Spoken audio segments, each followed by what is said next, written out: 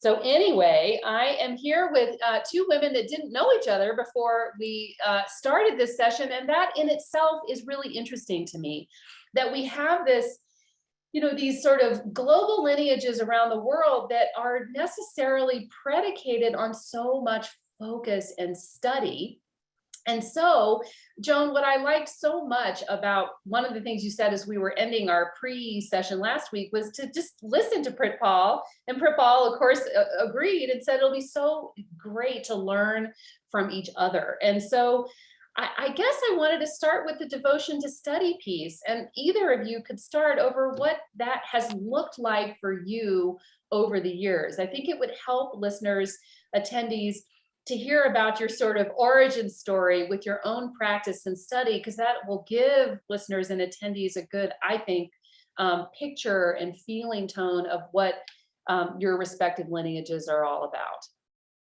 Who wants to go first? Well, I will. Do you want to go first, Pritpal?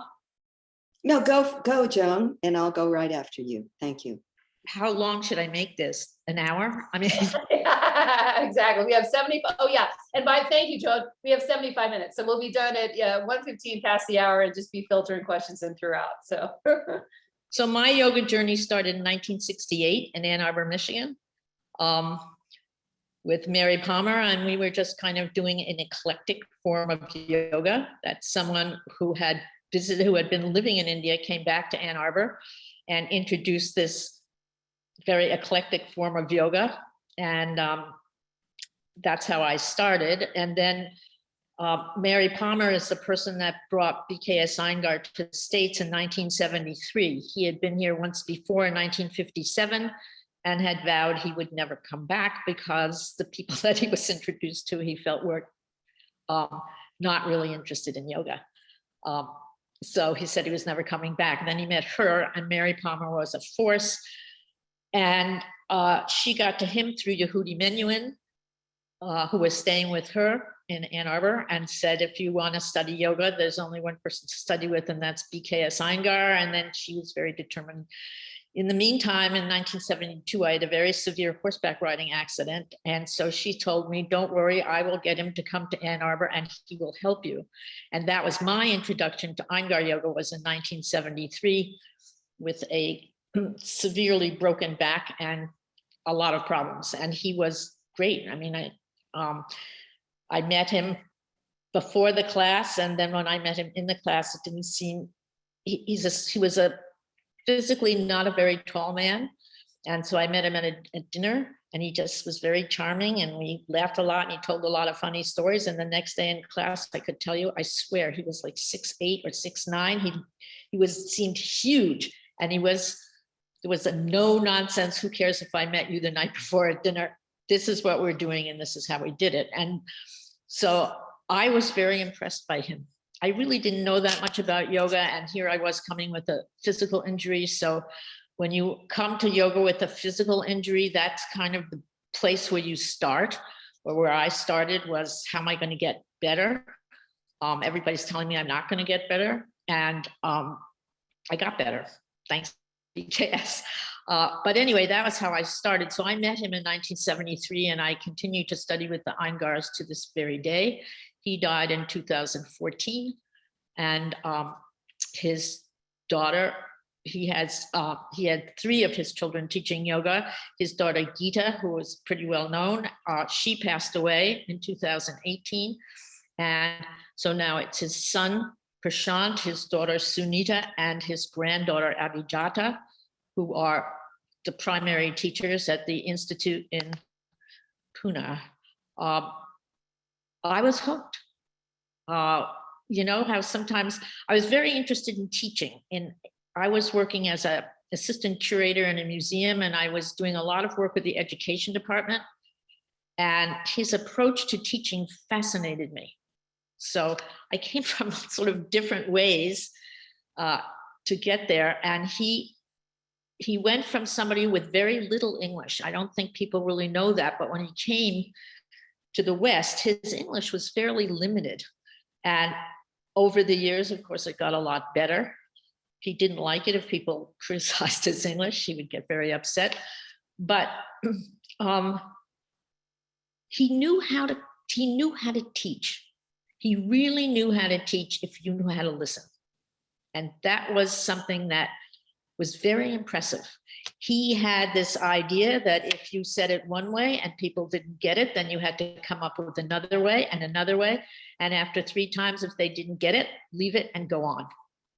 His other principle was teach from the known to the unknown, meaning that start with something that people can relate to, feet touching the floor, for instance, and move from that into more further and further. You got more and more involved until you were really on an inward path. And I found that, I mean, it was fascinating, but it was very impressive and it spoke to me. So that was kind of, could I do a lot of stuff eventually? Yes, I could do a lot of stuff. Can I do that much stuff now that I'm 79?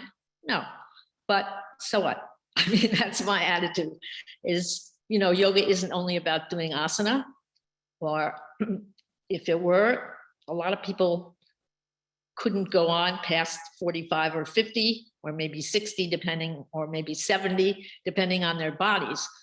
But yoga is a much deeper subject.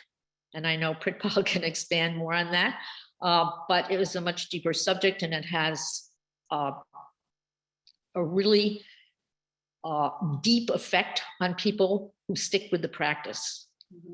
And for me, it was, once I found him, that was kind of it for me. I know other people search around, they take a lot of classes and they try different teachers.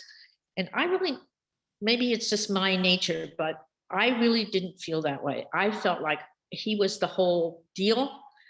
And basically we rolled with him.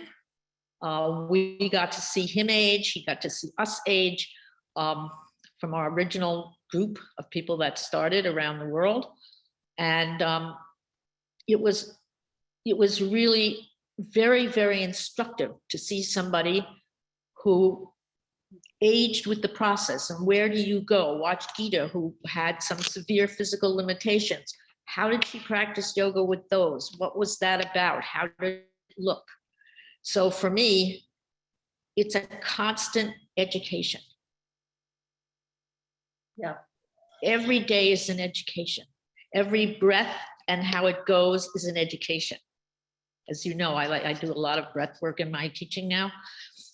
Wasn't always that way, but it's become more and more important to me. And the breath affects everything. I mean, it affects your organs, it affects your body chemistry, it affects your mind, it affects your body. So that's yoga, right? And it's interesting actually, because there's so many things I'd like to capture, you know, for the audience. Many may know, some may not, that full disclosure, after 16 years of teaching and 20 of yoga practice, decided to become an Iyengar yoga teacher. So I'm also certified now in the Iyengar yoga method.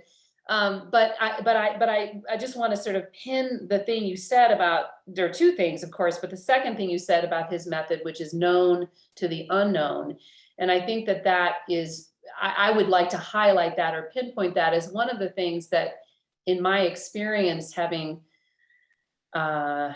studied in a variety of different yoga methods, is a very important part of the Iyengar method, which is to say it's very much first about the physical body, what the physical body is doing in time and space, how the physical body moves, and how to move it around. So let's go back to that. But I love what you then did was talk about the breath, because of course, Pritpal, that's one of the things, having taken quite a few Kundalini yoga classes as well, is really at, I don't know, forgive me, is it true that Kundalini, at the heart of the Kundalini practice, is the breath of fire? And let's talk about your origin story with yoga practice, because I believe it started right around the same time that Joan's did. Just so everybody understands, we're talking a while ago. We're talking about, you know, a time that is not now, and when yoga was in a different place than it is today. So. And we were in a different place. Yeah. You know, it was the late 60s for me as well, Joan. I love how, you know, much there's crossover in our experiences, both with being exposed in the beginning to a teacher who was practicing Kundalini yoga, teaching Kundalini yoga, but not Yogi Bhajan in the beginning. So I started my yoga practice in actually 1960. And I had really, my passion then was more dance. I love dance. I was studying many forms of dance. I actually majored in dance in college, and it was a passion of mine. So I did do some hatha yoga. Those were my first classes, and they were rich and powerful for me, but it didn't quite do it for me. I felt like I needed something that had movement and yoga, and the physical postures of yoga combined. So I took my first Kundalini yoga class. Actually, it is interesting because my first Kundalini yoga class I took with my now husband, and we've been married 47 years. And we were kind of coaxed into taking this class by someone who lived in a house with us. We were both in college together. And it was interesting because this man kept saying, you have to go practice, you have to try a Kundalini class. But this man he lived downstairs in this house. His room was the living room surrounded by screens. And we would peek in to watch him practice in the morning, but he was practicing in the nude. And we were like, no, that is not going to work for us. So we resisted for a very long time until finally he said, no, Kundalini is not a nude practice of yoga. Please go try it. And I, much like you, Joan, it spoke to me. When I left that class, I noticed that there was an inner smile coming forward for me that continued for a week until my next class.